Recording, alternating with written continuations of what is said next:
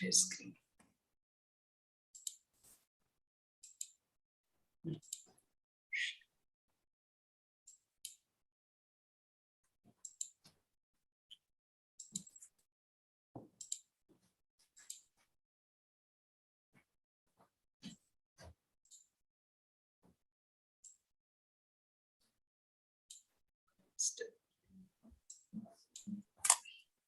So, Hari Om, everyone. Thank you for joining.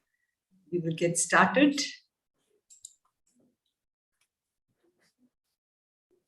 Om.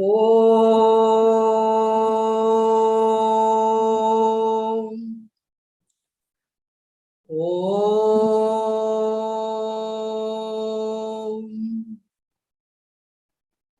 Om. Om Sahana Bhavatu Sahanau Bhunaktu Sahaviryam Karavavahai Tejasvinavadhitamastu ma vidvishavahai.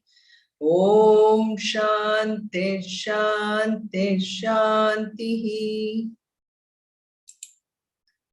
Om Parthaya Pratibodhitam Bhagavata Narayanena Swayam Vyasena Kratitam Purana Muninam Madhye Mahabharatam Advaitam Ritavarshinim Bhagavatim Ashtadashadhyayinim Ambatvam Anusantathami Bhagavate Bhavatveshini Namostu te vyasa vishala buddhe Pullara vindayata patra netra Yena tvaya bharata taila purnaha Prajvalito jnanamayah pradipaha Prapanna parijataya Totra vetraika panaye Jnanamudraya Krishnaya Geetam Rudatuhe Namaha Sarvadharman Parityajya Mamekam Sharanam Braja Aham Tva Sarva Papebhyaha Mokshayishyami Ma Shuchaha. So friends, we are studying the 4th chapter of Bhagavad Gita. As we have already seen in the 2nd and the 3rd chapter, which talked about the Jnana Yoga as well as the Karma Yoga. And in this chapter, we see that, Bhagavan reveals himself as an incarnation. In the verses before, in the second, I guess starting from the 1st chapter onwards, we saw that, he was a friend to Arjuna, and that is how he came out to be. But here, for the first time, Lord Krishna is really showing himself to be an incarnation as an avatar. And in the few shlokas that we saw, we found, how even though he comes in the form of a human body, he's definitely different from all of us. So how was he different? We find, number one, that he takes this birth as an avatar, as an incarnation, more from his own independence. He wanted to do it, so he comes here. He just has a mission to accomplish for Dharma Samsthapana. That's what we saw. Unlike us, right? We literally take birth because of our own unfulfilled desires, our own karma. And when we take birth out of our own desires, many times we forget that, we have taken a birth to fulfill something from our past, because we get so caught up in this Maya. This world is so beautiful, so enchanting. We get caught up in it. So we end up sometimes, developing even more karmas, more vasanas. So that is the difference between the two births. That is what we saw. And in this regard, we saw this, I'm going to go through it rather quickly, but just to show you how we defined, how God takes birth out of his Maya to form that Ishvara. And this Ishvara we saw in three different ways as creation, sustenance, and constructive recycling or destruction in the form of Lord Shiva. And then the various forms we saw all this. And this is the incarnations where Krishna is shown as an incarnation. And this whole thing is what we saw as God. We reviewed this last time. But for those people who are joining for today for the first time who didn't see this, I just wanted to point this out. And we saw also how it is through the aspect of Maya that we have this aspect of Jiva and Jagat, which is Jiva, and the world of the universe, which is Jagat. And ultimately, that Jiva is none other than actually an illusion which we need to shatter.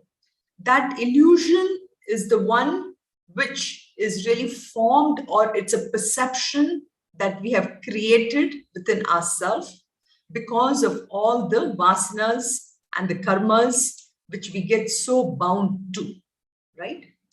So I thought we will just chant today all the 9 shlokas that we've done so far, or maybe 9 or 8.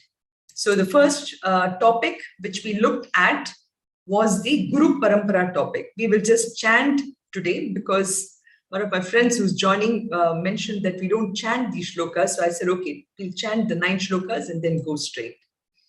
But I'm having these shlokas in front of you so that even as we are chanting, the meaning will resonate with us. So, Om Shri Paramatmane Namaha Atha Chaturto Dhyayaha Shri Bhagavan Uvacha Imam Vivasvate Yogam Proktavanaham Avyayam Vivasvan Manave Praha Manurikshvakame Bravit Evam Parampara Praptam Imam Rajarshayo Viduhu Sakale Neha Mahata Yogo Nashtaf Parantapa Sa Evayam Maya Tedhya Yogaf Proktaf Puratanaha Bhakto Sime Sakha Cheti Rahasyam Hyetaduttamam. The next topic, which is about the avatarhood. Arjuna Uvacha Aparam Bhavato Janma Param Janma Vivasvataha Kathame Tatvijaniyam Tvamadau Proktavaniti Shri Bhagavan Uvacha Bahuni me vyatitani Janmani tavacharjuna Tanyaham Veda Sarvani Natvam Vetaf Parantapa Ajopi Sannavyayatma Bhutanam Ishvaropi San Prakritim Swamadhisthaya Sambhavam Kyatma Mayaya Yada Yada Hi Dharmasya Glanirbhavati Bharata Abhyuttanam Dharmasya Tadatmanam Srijamyaham Paritranaya Sadhunam Vinashaya cha dushkritam dharma samsthapanarthaya sambhavami yuge yuge. So verse 8, that is where we completed, where the shloka talks about how we see Lord Krishna who takes the incarnation for three reasons. The three reasons are paritranaya sadhunam, that is protection of the good people. Then vinashaya cha dushkritam, which is the destruction of the not so good people. We will say not so good here. And then dharma samsthapanarthaya, that is for the establishment of the dharma. Now, again, we're going to look a little bit on this dharma sthapanaya, dharma samsthapanaya, that word. So Krishna takes the avatar in every yuga, yuge, sambhavami yuge.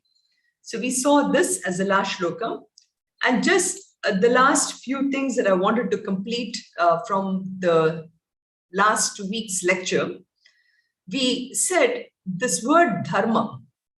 Now, dharma, Lord Krishna doesn't really come here to create or establish a new rule or something like that. Because the word samsthapanaya might mean that, is Lord Krishna coming here to really establish something that was not there? No, that is not what he's saying. He's saying that this dharma was always there. And we see this dharma in nature, right? Every aspect of nature follows what they are supposed to be doing. So that dharma or that absoluteness of this universe was always there. And in fact, that is why we call our own religion, the Hindu religion, as Sanatana Dharma, that which is eternal, that which is always there. So it is only for establishing or redefining or basically re-establishing that dharma is why Lord Krishna really comes there. So many people, they say, well, it is Rama who established dharma in, during the Ramayana time, right? Or it is Krishna who came and then again established. No, they actually came here to basically say that this is really what our values are. And we said dharma is the eternal values. And that is why dharma is always there. And this is why we don't even say that, it was Veda Vyasa who did it or Vasishtha did it, but it is there, which is always, and it is always will be there also. So then that is just one aspect I wanted to touch upon dharma, which may have got lost in the explanation last time. And then we just saw this one picture here, that is, so Lord Krishna really comes as somebody, he comes down. So here, this is an aspect which needs to be thought about. Why is he coming down? He's basically coming down to save this jiva like us, who's so, engrossed in the samsara, right? So he's just there to pull us out of the samsara and to really establish the eternal values which each one of us need to be reminded of. So that is the aspect of the shloka here. Now, having said this, one may say, well, okay, he came to establish the dharma, he came to establish, to bring the goodness out of people, to protect the sadhus. But what is it really of use to me? I'm listening to this Bhagavad Gita here. I have come here to transform myself. But all that is good, he's come to, protect the good and everything. But I'm a seeker of moksha. I'm a seeker of this enlightenment. So what does it really use to me? So this is why, we see that here in this next shloka, he's going to really explain what does it really mean to me? Why is it that he takes this form of a human form, yet having taken this human form, how his janma is different, how his janma is actually divyam. It is really divine. And this aspect of it, he wants to show that not only is his Janma divine, but even our Janmas are actually divine. And that aspect of it he will show in this next shloka here. Janma karma cha me divyam. Janma karma cha me divyam. Evam yo veti tattvataha. Evam yo veti tattvataha. Tyaktva deham punarjanma. Tyaktva deham punarjanma. Naiti mameti sorjuna. Naiti mameti sorjuna. Janma karma cha me divyam. Evam yo veti tattvataha. Tyaktva deham punarjanma. Naiti mameti sorjuna. So he's saying, hey Arjuna, you see, Janma karma cha me divyam. Evam yo veti tattvataha. That is the one, yo veti tattvataha. The one who knows that my Janma, my birth, my karma, it is divine. The one who knows that my Janma and my birth is divine, it is not enough if you just know it in words, but you have to know it in essence, in reality, in truth. That is the word tatvataha. Tatvataha. So when a person knows me in that my birth and my this is divine, tyaktva deham, immediately, tyaktva deham, that is body, he gives up. Tyaktva, he does tyaga, he gives it up. And punarjanma, that is again, punaha janma, again he doesn't take a birth. Na iti, he does not take it. But mam eti saha Arjuna. So he comes to me. So again, so he says that when somebody knows that my Janma, my birth and my karma is divine, and he knows it, again the important thing is tattvataha, then this he comes directly to me. He understands me, or he is, not only does he understand me, but he comes to me. He becomes one with me. That he is not born again at all. Punarjanma na eti. So that is the idea. So this word tatvataha, very important word here. And this shloka is actually also Mahavakya. Mahavakya is, as you know, there are 4 Mahavakyas, right? So Aham Brahmasmi, Tattvamasi, I am Atma Brahma. Those are all Mahavakyas. So here, the word, Tattvamasi, you can say that because here he's trying to say that the person who necessarily understands me in my absolute truth, he becomes one with me. Tat tvam asi. Okay, so he is totally, completely free from Janma, because as we have seen before, the only reason we take Janma is because of our previous karmas. But the minute the person knows that he or she is that understands Krishna and understands the divinity of that nature, then that person is not born again. So all that it is at the level of knowledge, and it is that he totally understands his oneness, that Tattvam Asi, that oneness with that absolute reality is seen here. So this is the aspect of how the word tattva can be taken. It is not out of total ignorance. So in ignorance, we have thought ourselves to be this panchakoshas, right? The 5 layers. We think of ourselves as a body, we think ourselves as the mind, the intellect, and we constantly operate only at that level. But by totally, understanding that I am not that body, mind, and intellect, I am that absolute reality. And that reality is none other than that absolute reality, which is Brahman. Immediately, that aspect of me wanting to have any other desire is totally gone, because my desire becomes only to attain that absolute nature. My desire is only to attain that absolute reality. So that's why this word tattvataha is such an important word which is brought here.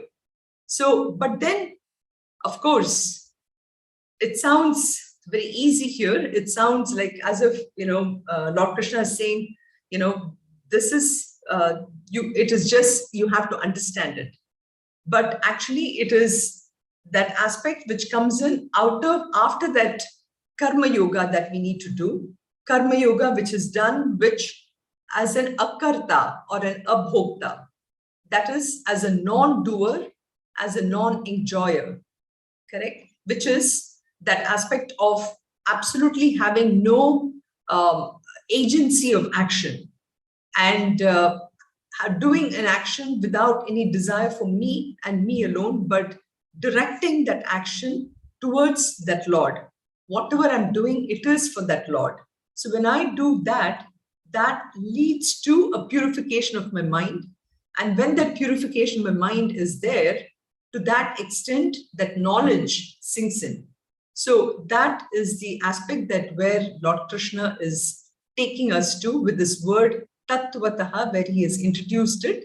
And you will see how he builds this flow into the next few shlokas, which we are going to see after we look a little more into this details of the shloka. So, tyaktva deham punah janma. Tyaktva deham, which is giving up this body. Punah janma na eti, does not take place. So again, we think that we are this body, and because of this, we get so attracted with the world itself. But in a sense, he's saying that, if you give up this body, then you can come to me. So some people may say that, well, tyaktva deham, when I give up this body, does that mean that I'm really going to take, I'm not going to take birth? Will I really become a ghost or anything? No. That is why he says, no, he immediately comes to me. Mam eti saha. So saha mam eti. He comes directly to me. So that is the idea of why we call this as a Mahavakya. A Mahavakya statement is where Bhagavan himself is saying that, oh Arjuna, you are none other than me. There's no difference at all. The divinity of who I am, that is the same divinity in you too. So you come directly to me, and empirically it may seem that, I'm taking birth and everything, but with this knowledge, you come straight to me. That is the idea which he's trying to give here. So how does the shloka then helps me? There's a mistake there. It is how does the shloka help me, not H-E-L-E here. So this shloka now really helps me in understanding what my sadhana is. So the sadhana for me, this moksha sadhana, that is the idea which he's trying to show here, that and every individual has that ability to get to, as part of their evolution, to understand the divyatva of their own birth, of their own nature, which is free from birth and death, which is free from any kind of bondage, the karma phala bandhana, as we say. We are free from the attachment to any kind of fruits of action. And that aspect comes only when I recognize my own divine nature and the fact that Bhagwan himself is saying that I'm giving you this aspect, I'm giving you this knowledge which takes you directly to me. So then Arjuna, of course, probably, must be having a lot of questions in his mind. Are you really sure that this is the case? Do you think there are this knowledge is only for people like me who is now asking for it? And you had said that you come here to do dharma samstapana. Show me how do you really do this, and show me really what are really the also special qualifications that I need to have in order to recognize that my nature is the same as yours. So tell me all these things. He doesn't really again ask this question as a question like we saw before, but Krishna really understands that these are probably some things that are in his mind. So he comes with this next shloka where he gives essentially sort of a roadmap on how one can attain this eternal essence, or what are the qualifications that a person has in order to attain this path of getting to that reality. So we'll see this aspect here, and you will see the shloka, even this previous one, where literally, the three paths are shown, which is karma yoga, bhakti yoga, and even jnana yoga. All three things you can see in this coming shloka here.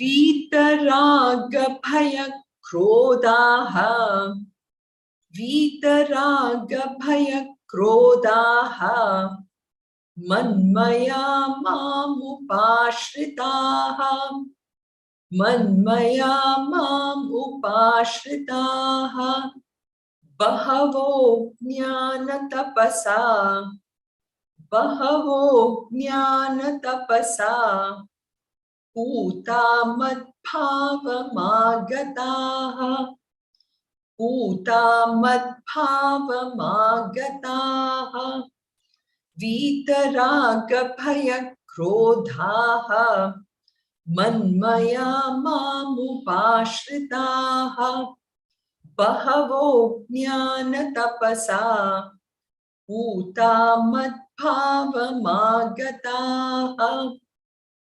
So, from the previous shloka, Arjuna probably would have thought, really, are there people who have, who could have attained this aspect of recognizing this divine nature? So, for that reason, you see Krishna starting with saying that, yes, it is definitely possible, Arjuna. There are people who have achieved this. And that is why he uses the word bahavaha. Bahavaha, which is many people. Many of them have really attained this. And how have they attained this? One, by being free. Vita. Vita, raga, bhaya, krodhaha. That is the one who is actually completely free from any kind of attachment, raga. Raga, which is called as attachment, and we'll analyze this. We have analyzed this before, but we will go into it also a little more deeper.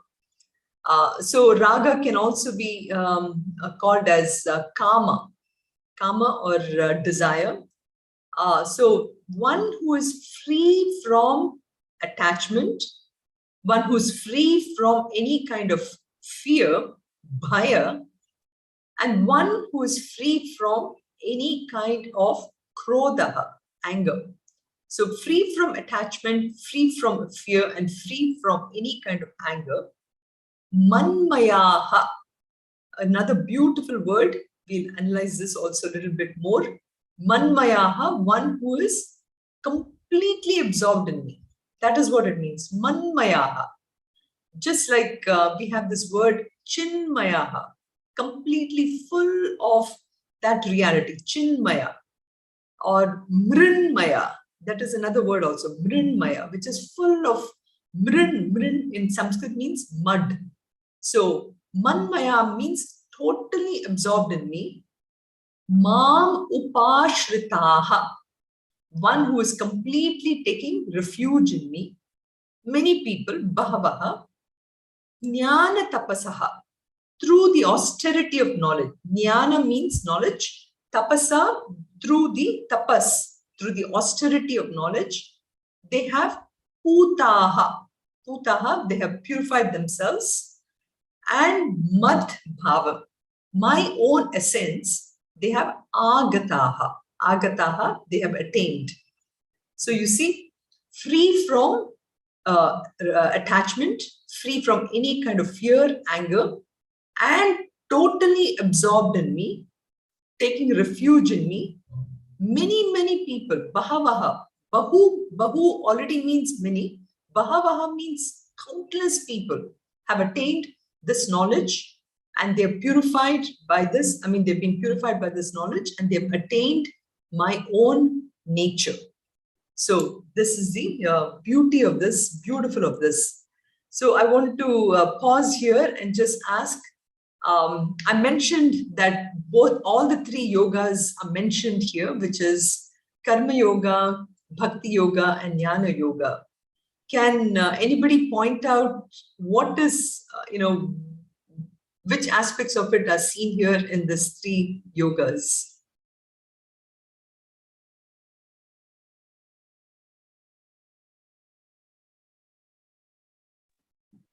Hari Om. Yes, Suvarna? Free from attachment, fear, and anger.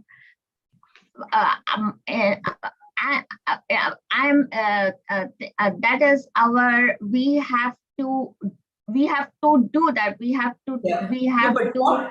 Which yoga does it point out? That would be the karma that Karma we are. yoga. That is Okay. our karma, to free ourselves from attachment.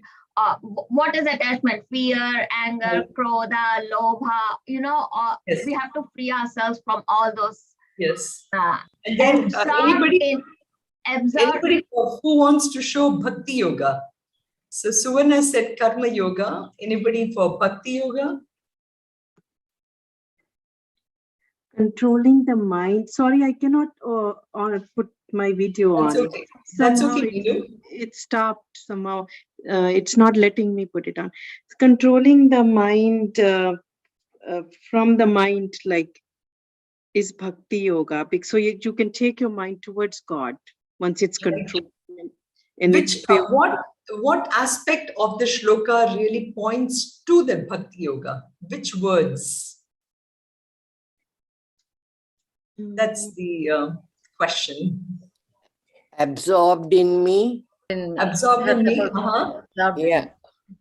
And taking refuge, that is Bhakti. Bhakti, yes. Manmayaha, Mam Upashritaha. Bhakti Yoga. Totally surrendering, totally. Actually, even, surrendering, which is Upashritaha, and Manmayaha, completely absorbed in that Krishna Bhakti. And anybody for Jnana Yoga? Can be purified and have attained to my being. Correct. What are the words?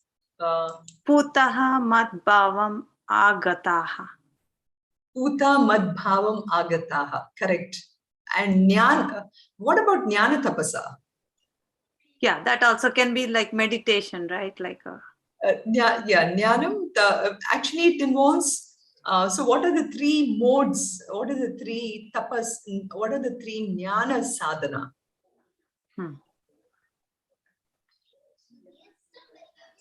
Like the Shravanam, Mananam, and Nididhyasanam. Nididhyasanam. Exactly. So you see, this is a very, it's actually quite a powerful shloka. but it also brings all the three yogas, so that is why I thought I would point it out because I know some of you would already can see that. So Vita Raga Bhaya Krodaha, that is free from attachment, fear and anger, is Karma Yoga, because all our actions allows us to practice that. And then we have Manmaya Mam Upashritaha, indicating Bhakti Yoga. And then Jnana Tapasa Puta, Mad Bhavam Agataha, have attained my being. Yeah, very good. Amlan, anything you wanted to say? No, this is nice. I never thought that direction. Like this sloka has all the bhakti, karma, and jnana yoga. All are highlighting in one sloka. This is very nice. I didn't look at that way. This is very enlightening for me. You explain that way. Very nice. Thank you. Now, another kind of a quiz question.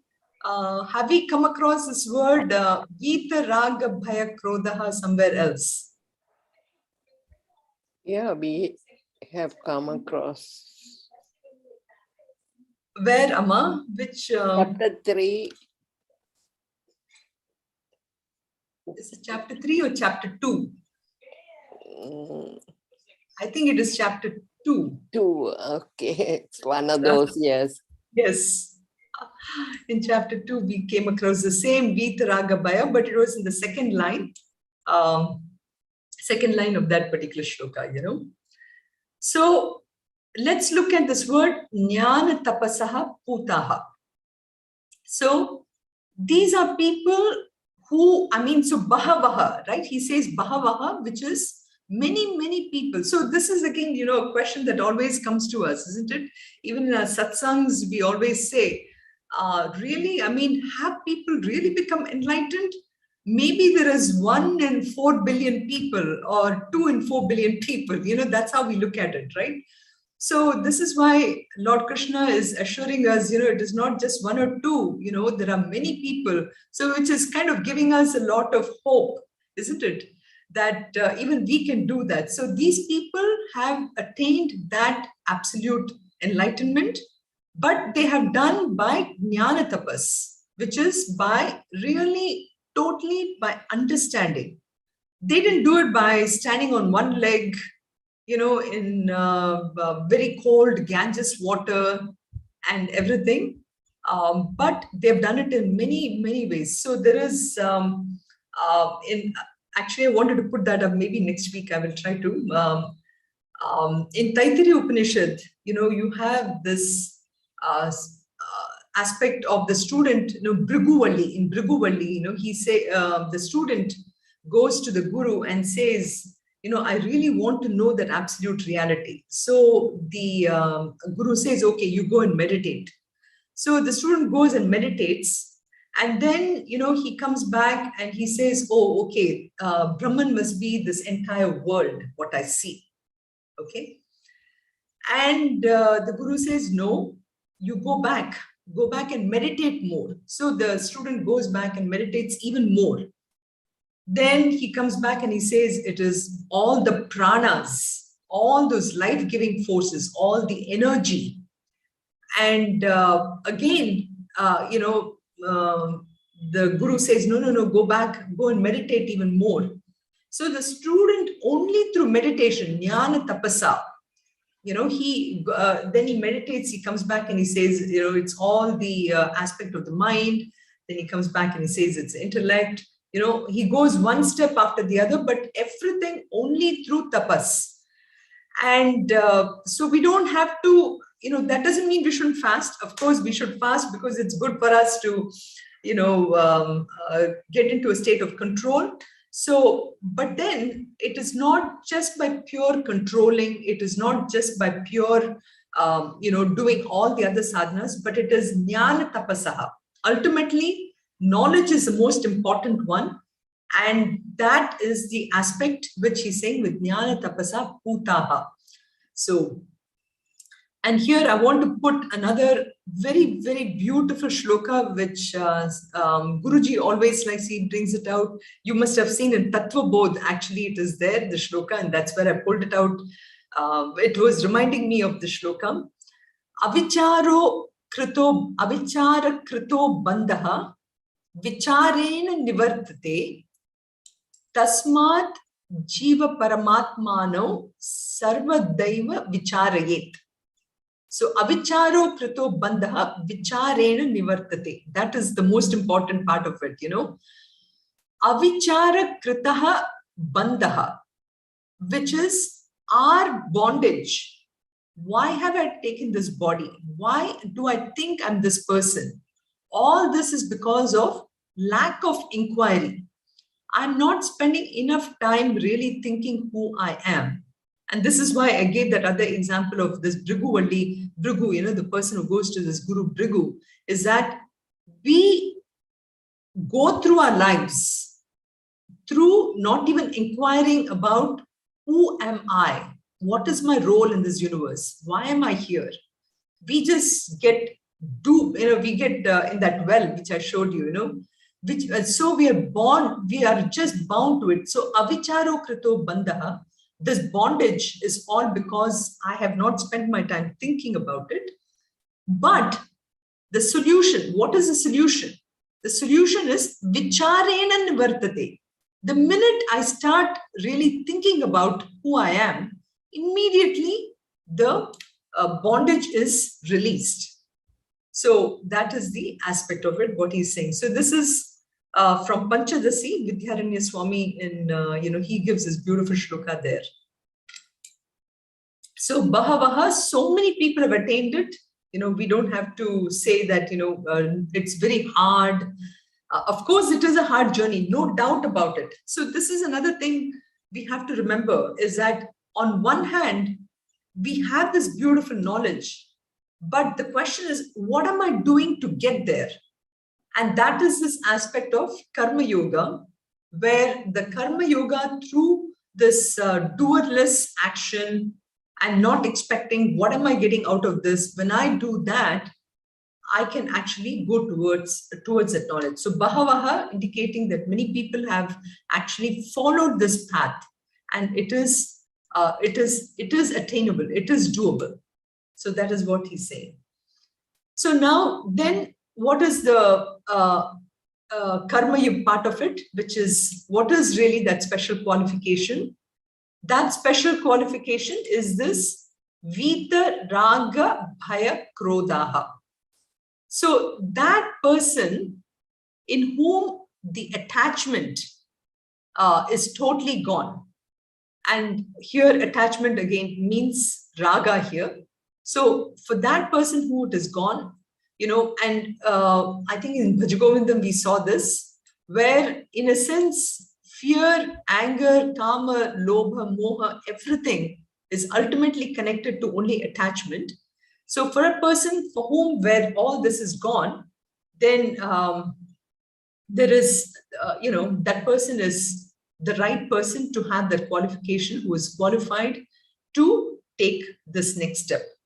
So when that person in whom the special qualifications has been now really well settled, well attained, such a person comes to me. Manmaya mam upashritaha. He gets completely absorbed in me. He gets completely, takes refuge in me.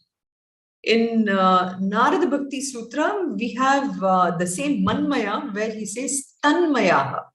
Tanmaya means there's no difference at all between me and that Ishvara. So when the person is totally absorbed in me, that person becomes just like me, or just like me, or becomes me alone.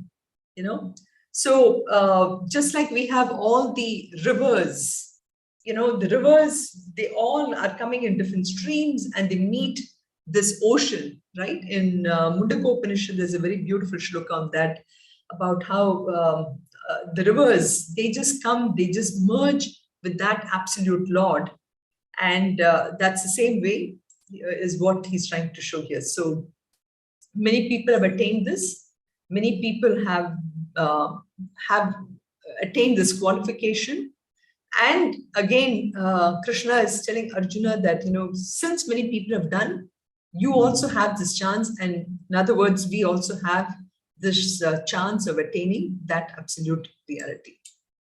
So which brings now to this shloka number 11, which is, if really, as you say, Krishna, that this knowledge is so easily attainable and so many people have attained it, why is it that, you're only telling me, why is it that many people are really not getting this knowledge?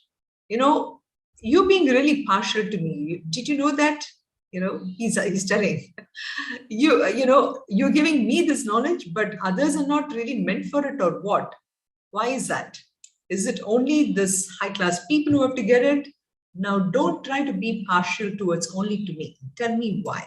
So that's the shloka where this is again a very famous shloka where Krishna is again trying to say here. We'll chant this. Ye yatha mam prapadyante, ye yatha mam prapadyante, tams tathaiva bhajamyaham, tams tathaiva bhajamyaham, mama vartmanu vartante, mama vartmanu vartante, Manushyav partha sarvashah, Manushyav partha sarvashah, ye yatha mam prapadyante, tams tathaiva bhajamyaham, mama vartmanu vartante, Manushyav partha sarvashah. So Arjuna's question was, Krishna, you're very partial to me. You talk about the fact that, we should be away from, likes and dislikes. But then you seem to also have this likes and dislikes. You seem to be giving only to some people, right? So Krishna is trying to say, no, that's not true. Ye yatha mam prapadyante. Anybody. It doesn't matter whoever it is, ye yatha mam, in whatever manner. And this is such a powerful shloka because here, he is trying to show that it doesn't matter whether you believe in me or you don't believe in me, in whatever manner, yatha mam prapadyante, tams tathaiva bhajamyaham. In whatever manner, in whatever way they come to me, to that way I help them.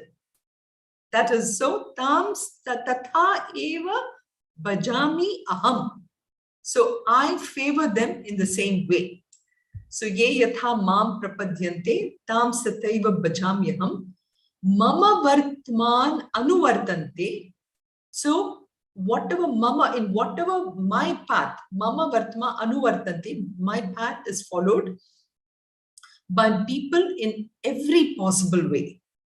Again, such a beautiful, now you can see why Hinduism is called as Sanatana Dharma, because it's so encompassing. It includes everybody. It includes every religion, all the way from an atheist to a theistic way. So, ye yatha mam prapadyante, mam tam sateva bhajamyaham, mama vartman anuvartante.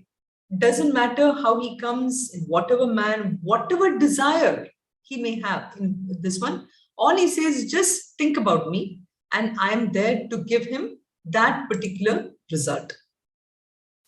So here again, he's trying to show that, my path is universal. It can be,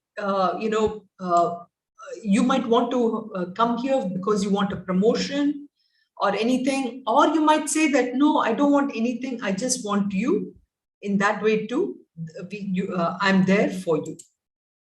Ultimately, what Lord Krishna is trying to show here is, what do you want?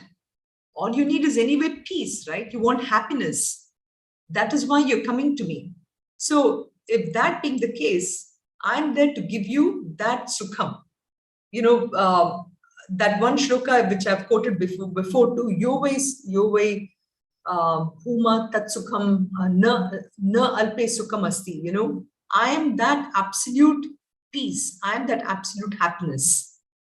And you are coming to me for that one. And you may necessarily be seeking that same happiness, which is actually my nature. Krishna is saying, my nature is that Sukham Sat Chit Ananda. You are seeking that Ananda in different things. If you're seeking for that same Ananda in small things, well, you go for that. But yet that also you're seeking me alone. That is the aspect what he's trying to show here. So Mama Vartman Anuvartante. So therefore, that path is what is followed by me. For some people, that happiness is infinity. For some people, that happiness is in small things. But in every possible way, I am that same happiness. I am that peace. And that is what you're trying to follow here. So that is the aspect of this shloka. So let me pause here, and any thoughts or any questions on this shloka here, because it's again very, very powerful, very, understandable too. But at the same time, it can raise a question that, so does that mean, even somebody who is doing evil, is that person also coming to me? No, not really in that case. He's trying to show that ye yatha mam prapadyanti, whoever is seeking that happiness, that joy, then I'm there for that person.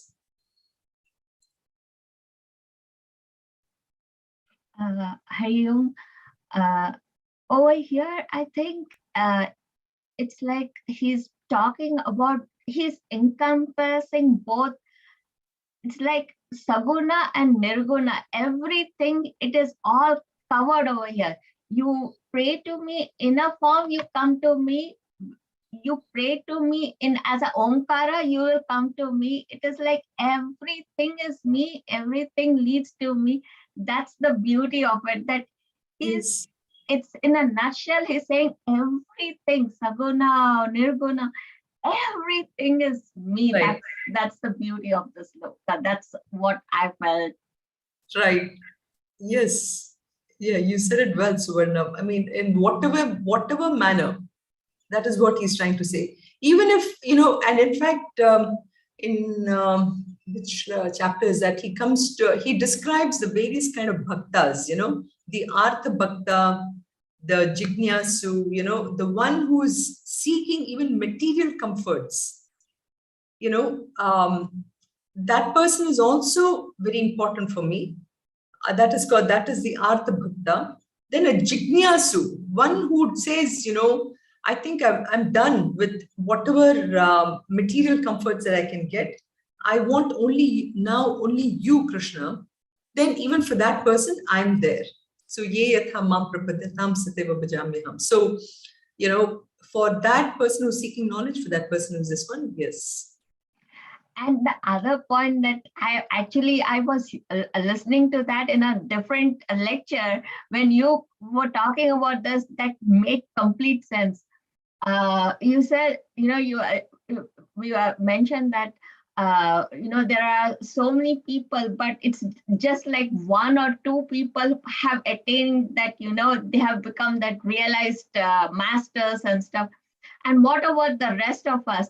Down the line, Lord says, yes, there are very few people who have become realized masters, but also those are also very prior to me, who have made genuine effort to try and understand. They might not have understood everything, but even if you try to understand what is being taught, those devotees are also very prior to me, not just the realized masters. That was so beautiful.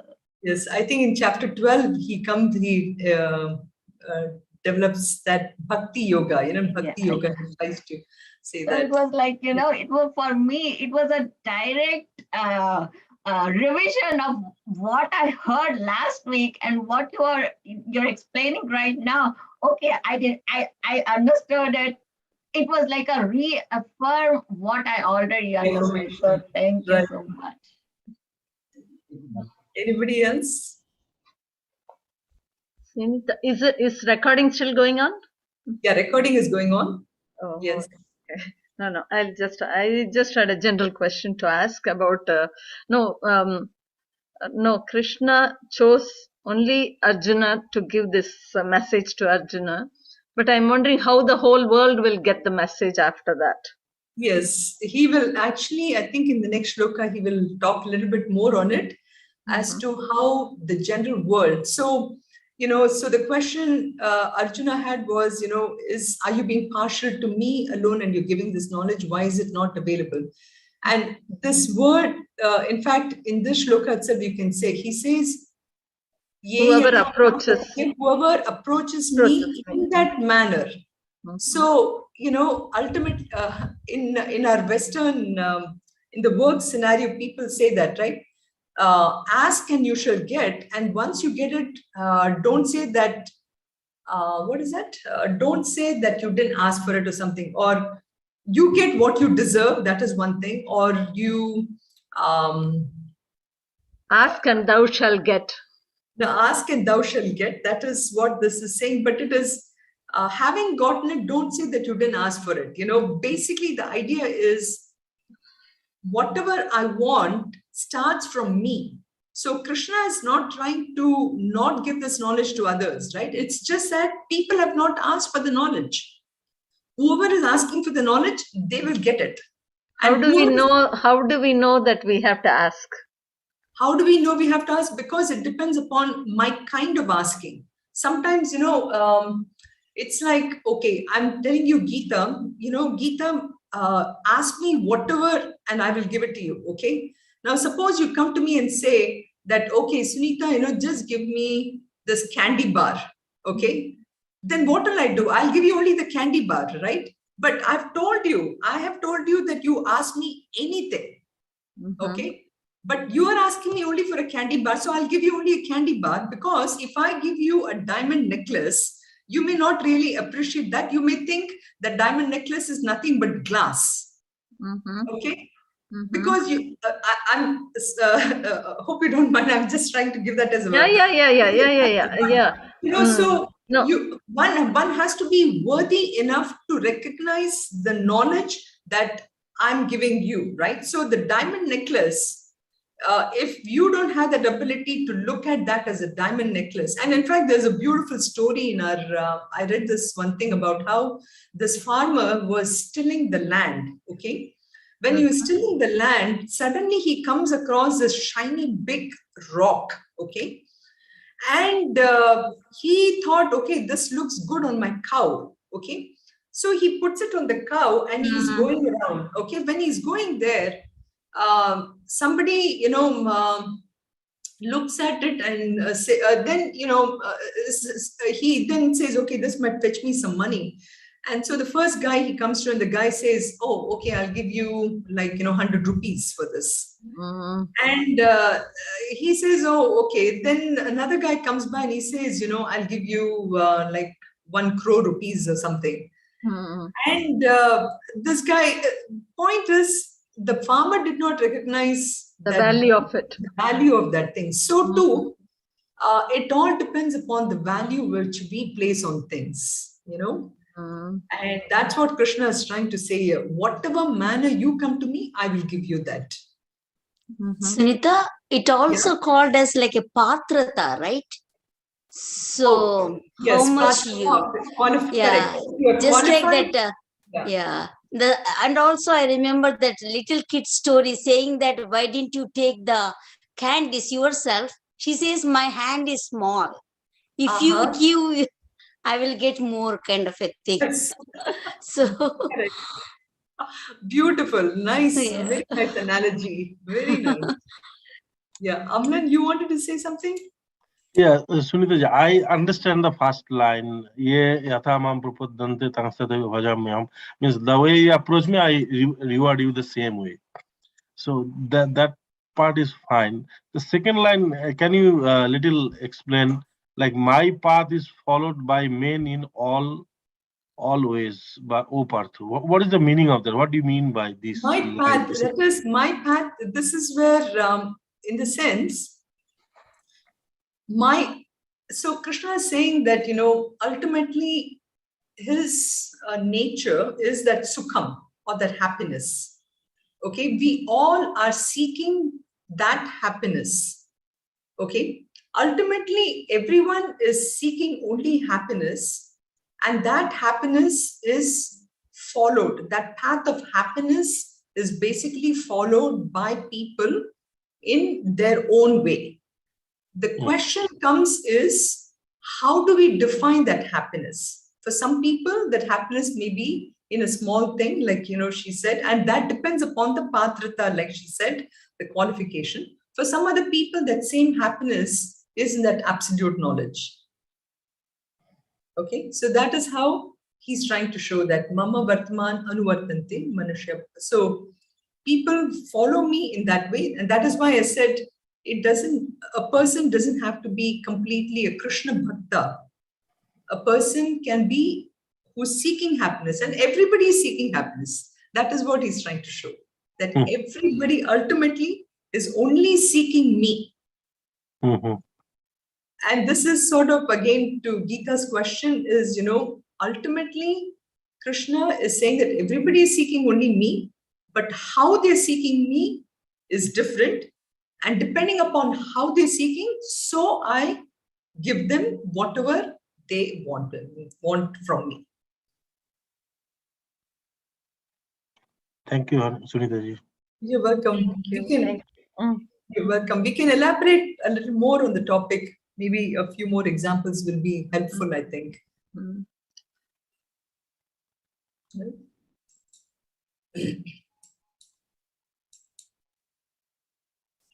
So next week, we will not meet.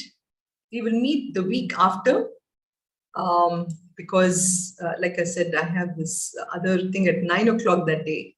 It will be cutting too close.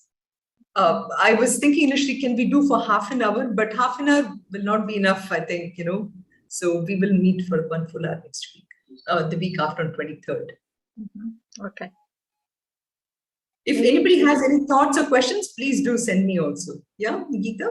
No, you can shut up the recording, I was going to say. Yes, I will do that. I'll just say the prayers. Okay. Sarve bhavantu sukhinah, sarve santu niramayaha, sarve bhadrani pashyantu, ma kaschid dukkha bhag bhavet. Om shanti shanti shanti. Om purnamadav purnamidam purnat purnamudachyate. Purnasya purnamadaya purnameva vashishyate. Om shanti shanti shanti. Harihi Om Shri Gurubhyo Namaha. Harihi Om. Keep with me.